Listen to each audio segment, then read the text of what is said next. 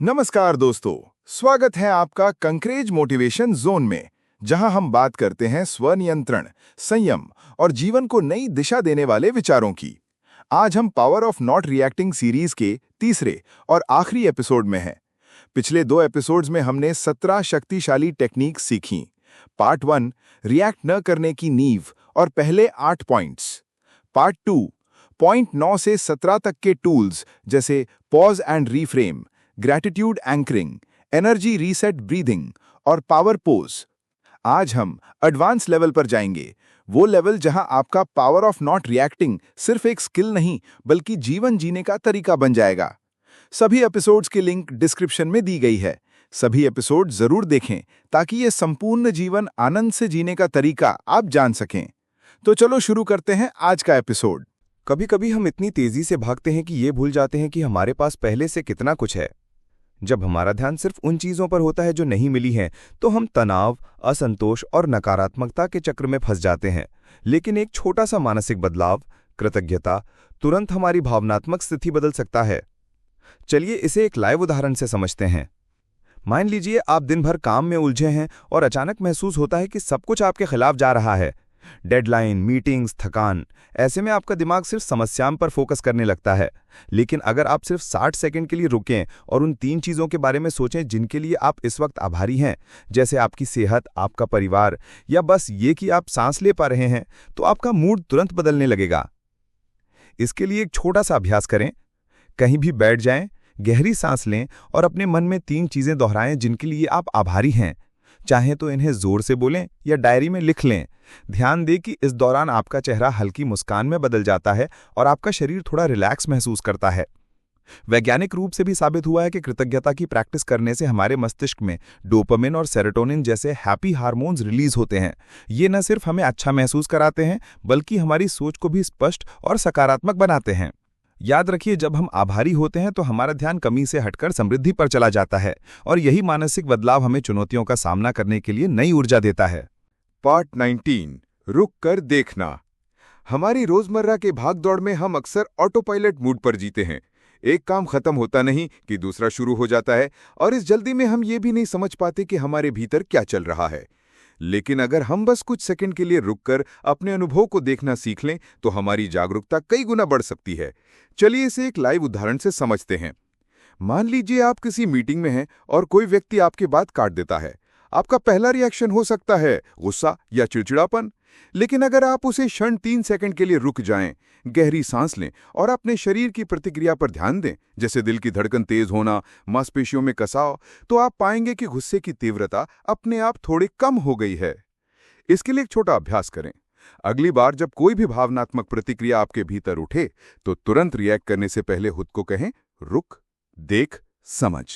रुक, कुछ सेकंड के लिए शारीरिक रूप से स्थिर हो जाएं। देख, अपने शरीर और मन में क्या हो रहा है उसे नोटिस करें। समझ, पहचानें कि ये भावना किस वजह से आई है।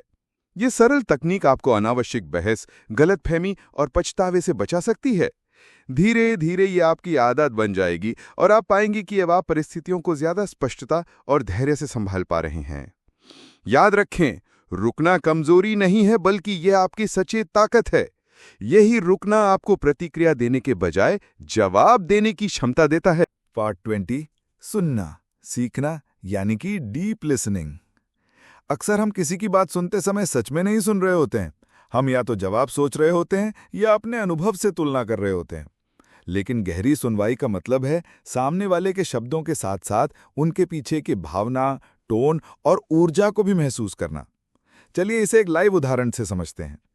मान लीजिए आपका एक दोस्त आपसे कहता है, आज ऑफिस में बहुत बुरा दिन था।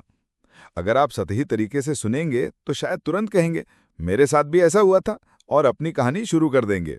लेकिन अगर आप गहराई से सुनेंगे तो आप उसकी आवाज में थकान, निराशा या गुस्सा महसूस कर सकते हैं। उस समय बस इतना कह देना, लगता है दिन वाकई कठिन रहा, उसे महसूस कराएगा कि आप उसकी बात सचमुच सुन रहे हैं। इसके लिए एक छोटा अभ्यास करें। जब अगली बार कोई आपसे बात करे तो सिर्फ सुनने पर ध्यान दें। जवाब तैयार करने की जल्दी ना करें। सामने वाले के हाव भाव, आवाज के उतार चढ़ाव और शब्दों के पीछे छुपी भावना को महसूस करें। गहरी सुनवाई का सबसे बड़ा फायदा ये है कि ये रिश्तों में विश्वास और जुड़ाव को मजबूत करती है। लोग खुद को ज्यादा सुरक्षित और समझा हुआ महसूस करते हैं और आपके साथ गहरी बातचीत करने के लिए खुल जाते हैं। याद रखें, सुनना भी एक कला है और ये कला आपको ना सिर्फ दूसरों को समझने में मदद करती है, बल्कि खुद को भी। हम में से ज्यादातर लोग चलते समय सोच में खोए रहते हैं, कभी बीते हुए पलों में, कभी आने वाले कामों में। लेकिन सचेत कदम का मतलब है हर कदम को पूरी जागरूकता के साथ महसूस करना। कल्पना कीजिए कि आप सुबह के समय पार्क में चल रहे हैं। इस बार फोन पे बात नहीं, म्यूजिक नहीं, बस अपने कदमों पर ध्यान। पैर जमीन को छूते समय कैसा महसूस होता है? कदम का उठना, आगे बढ़ना और फिर जमीन पर टिकना, इन तीनों चरणों को नोटिस करें। सांस के साथ तालमेल बैठाएं। 2 कदम लेते समय सांस अंदर, अगले 2 कदम लेते समय सांस बाहर। धीरे धीरे आपको महसूस होगा कि आपका मन शांत हो रहा है। आप हवा की ठंडक, सूरज की गर्माहट और आसपास की आवाजें पहले से ज्यादा साफ सुन पाएंगे। सचेत कदम का एक और फायदा है, ये आपको वर्तमान क्षण में ले आता है। अगर दिन में तनाव है, दिमाग में उलझन है, तो बस 5-10 मिनट का माइंडफुल वॉक आपके मानसिक भार को हल्का कर देता है। याद रखें, ये किसी मंजिल तक पहुंचने के लिए नहीं, बल्कि हर कदम को जीने के लिए है। जैसे जैसे आप इसे रोज की आदत बनाएंगे, आपका चलना केवल शरीर की हरकत नहीं रहेगा, ये एक चलते फिरते ध्यान यानी मूविंग मेडिटेशन में बदल जाएगा। पार्ट 22, विचारों को छोड़ना, लेटिंग गो ऑफ थॉट्स। हमारा मन हर पल किसी न किसी विचार में उलझा रहता है, कभी अतीत के पछतावे में, कभी भविष्य की चिंता में। जितना हम उन्हें पकड़कर रखते हैं, उतना ही वे भारी लगने लगते हैं। विचारों को छोड़ने का मतलब है विचारों को दबाना नहीं, बल्कि उन्हें गुजर जाने देना। जैसे बादल आसमान में आते हैं और फिर बहकर चले जाते हैं, वैसे ही अपने विचारों को देखें। आप ऐसा कर सकते हैं। एक शांत जगह बैठें, आंखें हल्की बंद करें और अपनी सांस पर ध्यान दें। जब भी कोई विचार आए, चाहे वो अच्छा हो या बुरा, बस कहें, ठीक है, तुम आ गए हो, और उसे बिना किसी विरोध के आगे बढ़ जाने दें। शुरुआत में आपको लगेगा कि विचार बार बार लौट आते हैं, लेकिन धीरे धीरे आप नोटिस करेंगे कि वे टिकते नहीं हैं। आपका मन हल्का, खुला और शांत महसूस करने लगेगा। याद रखें, विचारों को छोड़ना कोई एक बार का काम नहीं, यह एक अभ्यास है। जितना अधिक आप इसे करते हैं, उतना आप समझते हैं कि आप अपने विचार नहीं हैं, आप उनके दर्शक हैं, और यह एहसास अंदर गहरी शांति का दरवाजा खोल देता है। पार्ट 23, शरीर को सुनना। दोस्तों, हम दिन भर अपने शरीर का इस्तेमाल करते हैं, लेकिन शायद ही कभी सच में उसे सुनते हैं। शरीर हमें लगातार संदेश देता है, थकान, सुकून, दर्द, ऊर्जा, लेकिन हम उन्हें अक्सर नज़रअंदाज कर देते हैं। शरीर को सुनना का मतलब है अपने शरीर की संवेदनाओं, भावनाओं और ज़रूरतों पर ध्यान देना। यह आपके स्वास्थ्य और मानसिक शांति दोनों के लिए ज़रूरी है। आप ऐसा कर सकते हैं। आरामदायक स्थिति में बैठें या लेटें। अपना ध्यान पैरों से शुरू करें और धीरे धीरे ऊपर की ओर ले जाएं। हर हिस्से में क्या महसूस हो रहा है, गर्मी, ठंडक, भारीपन, हल्कापन, बस नोटिस करें, बिना उसे बदलने की कोशिश किए। अगर कहीं तनाव है तो वहां गहरी सांस भेजें और धीरे धीरे छोड़ें। यह अभ्यास आपको अपने शरीर के साथ गहरा रिश्ता बनाने में मदद करता है। आप समझने लगते हैं कि कब उसे आराम चाहिए, कब हिलना डुलना चाहिए और कब बस शांत रहना चाहिए। याद रखें, शरीर सिर्फ एक मशीन नहीं है, ये आपके जीवन का मंदिर है। जब आप इसे सुनते हैं तो ये भी आपको सुनने लगता है। पार्ट 24, भावनाओं को अपनाना। हम में से ज्यादातर लोग कुछ भावनाओं को अच्छा और कुछ को बुरा मानते हैं, जैसे खुशी को अपनाना और गुस्से या दुख से बचना। लेकिन सच ये है कि हर भावना एक संदेश लाती है और उसे महसूस करने देना ही उसका सम्मान है। भावनाओं को अपनाने का मतलब है उन्हें दबाना नहीं, उनसे भागना नहीं, बल्कि उन्हें पूरी तरह महसूस करना बिना खुद को जज किए। जब गुस्सा आता है तो वो बता रहा है कि आपकी कोई सीमा पार हो गई है। जब डर आता है तो वो आपको सावधान कर रहा है। जब दुख आता है तो वो किसी गहरी चाह या खोए हुए जुड़ाव की ओर इशारा करता है। इसे अपनाने का एक आसान तरीका है, एक शांत जगह पर बैठे, उस भावना का नाम लें। मैं अभी उदास हूं या मुझे डर लग रहा है। अपने शरीर में देखें कि यह भावना कहाँ महसूस हो रही है, छाती में, पेट में, गले में।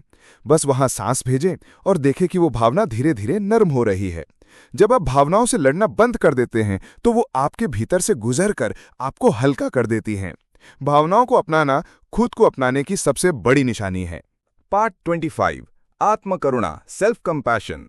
हम अक्सर दूसरों के लिए बहुत दयालु और समझदार होते हैं, लेकिन जब बात खुद की आती है तो हम सबसे बड़े आलोचक बन जाते हैं। आत्मकरुणा का मतलब है अपने साथ वैसे ही पेश आना जैसे आप किसी अपने प्रिय दोस्त के साथ पेश आते हैं। खुद की गलतियों पर कठोर होने के बजाय उन्हें सीखने का हिस्सा मानना, ये समझना कि इंसान होना ही अपूर्ण होना है और इसमें कोई शर्म की बात नहीं। जब आप कोई गलती करें तो खुद से कहें, ठीक है, ये मुझसे हो गया, लेकिन मैं अभी भी सीख रहा हूं और मैं खुद को माफ करता हूं। आत्मकरुणा 3 चीजों से बनती है: स्वदया, अपने दर्द में खुद को सांत्वना देना; साझा मानवता, याद रखना कि हर कोई चुनौतियों से गुजरता है; सजगता, अपने भावनात्मक दर्द को ईमानदारी से देखना, न कि उसे दबाना। जब हम खुद के प्रति दयालु होते हैं तो हम न केवल मजबूत बनते हैं, बल्कि दूसरों के लिए भी करुणा महसूस करने की हमारी क्षमता बढ़ जाती है। आत्मकरुणा आत्मसम्मान से भी गहरी होती है, क्योंकि ये आपके अस्तित्व को ही गले लगाती है, न कि सिर्फ आपकी उपलब्धियों को। पार्ट 26 असफलता को नया अर्थ देना, मतलब रीडिफाइनिंग फेलियर। हमारे समाज में असफलता को अक्सर शर्म, हार और कमजोरी का प्रतीक माना जाता है, लेकिन सच्चाई ये है कि असफलता एक रास्ते का अंत नहीं, बल्कि सीखने का मोड़ है। हर सफल इंसान के जीवन में असफलताएं सीढ़ियों की तरह होती हैं। थॉमस एडिसन ने बल्ब बनाने के लिए हजारों असफल प्रयोग किए। माइकल जॉर्डन को उसके स्कूल टीम से निकाल लिया गया, फिर भी वो बास्केटबॉल का महान खिलाड़ी बना। असफलता को नया अर्थ देने का मतलब है गलतियों को डेटा समझना। वे आपको बताते हैं कि क्या काम नहीं करता। अपने मूल्य को परिणाम से अलग करना। आप अपनी असफलताओं से बड़े हैं। अस्थायी झटकों को स्थायी हार न मानना। असफलता बस एक फीडबैक है, फाइनल वर्ड नहीं। जब आप असफलता को ऐसे देखते हैं तो डर कम हो जाता है और जोखिम लेने की हिम्मत बढ़ जाती है। याद रखें, हर असफलता आपको अगले सही कदम के करीब ले जाती है। पार्ट 27 सजग नेतृत्व, माइंडफुल लीडरशिप। जब आप असफलता को सकारात्मक दृष्टि से देखने लगते हैं तो अगला कदम होता है नेतृत्व में सजगता लाना। सजग नेतृत्व का मतलब होता है कि आप अपने विचारों, भावनाओं और निर्णयों को पूरी तरह जागरूक होकर संचालित करें।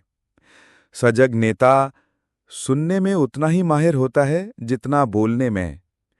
टीम के हर सदस्य के दृष्टिकोण का सम्मान करता है, जल्दबाजी में नहीं बल्कि स्पष्टता से फैसले लेता है।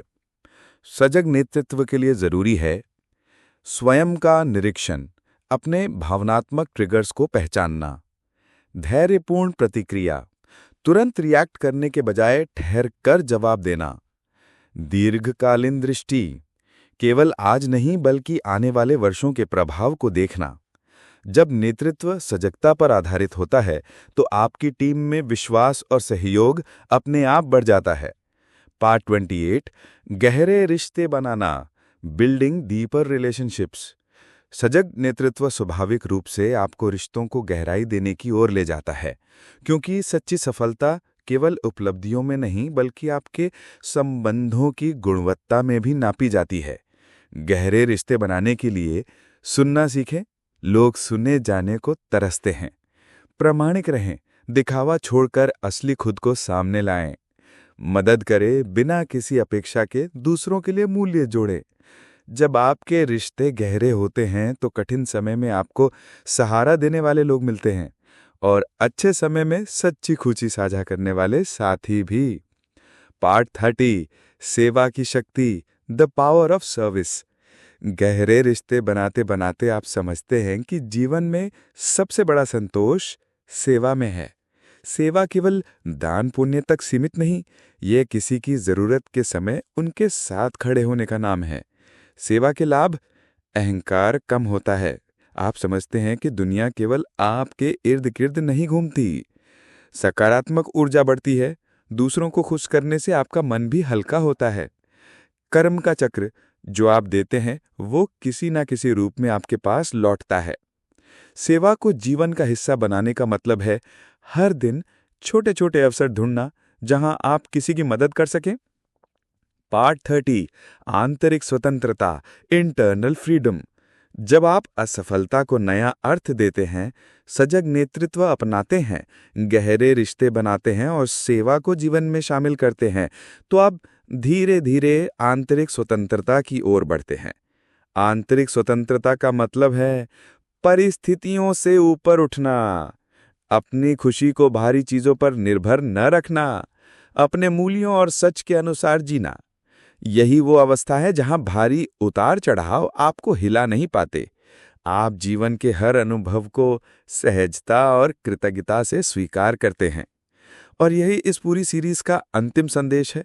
जब आपका मन स्वतंत्र होता है, तभी आप सचमुच अमीर हैं, चाहे बैंक बैलेंस कुछ भी कहे। ये थी कंकरेज मोटिवेशन जोन की प्रस्तुति, power of not reacting series की अंतिम कड़ी। अगली सीरीज में फिर मुलाकात होगी। तब तक के लिए शांत रहिए, संयमित रहिए और अपनी असली शक्ति को पहचानते रहिए। हमारे बाकी एपिसोड्स के लिंक नीचे दिए गए हैं, उन्हें भी जरूर देखें, क्योंकि हर एक वीडियो आपको जीवन में एक नया दृष्टिकोण देगा। ईश्वर आप पर अपनी कृपा बनाए रखे। सबका मंगल हो, सबका कल्याण हो। धन्यवाद।